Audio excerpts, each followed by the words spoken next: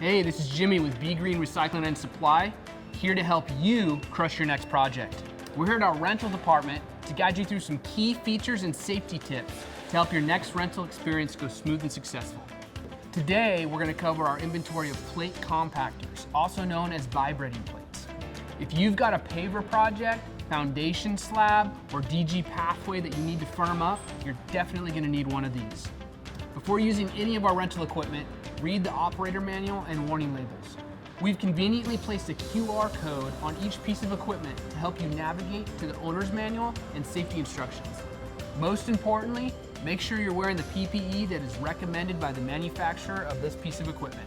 Now let's go through the process of running this plate compactor. First, check your fluid levels. Ensure the machine is filled with the proper type of fuel. 1 full tank of fuel is included in your rental.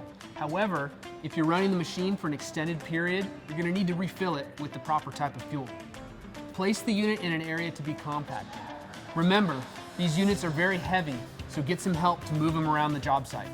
Turn the ignition switch to the on position. Place the throttle in half open position. When starting cold, set the choke to close. This allows for more fuel to get into the engine to help it start. Pull the cord to start the engine. Don't worry if it doesn't start right away, it may take a couple pulls.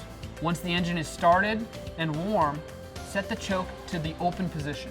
Throttle up the engine until it begins to vibrate. Make sure you have your hand on the machine as it will begin to move. Guide the unit over the work area until the material reaches the desired compaction level. It may be necessary to wet the material in order for it to achieve the desired compaction. When you finish your project, ensure the equipment is clean before returning it to us. You can rinse it with water, but let it cool down before you spray the engine area. All right, I hope this video was impactful. Now go out there and crush your project.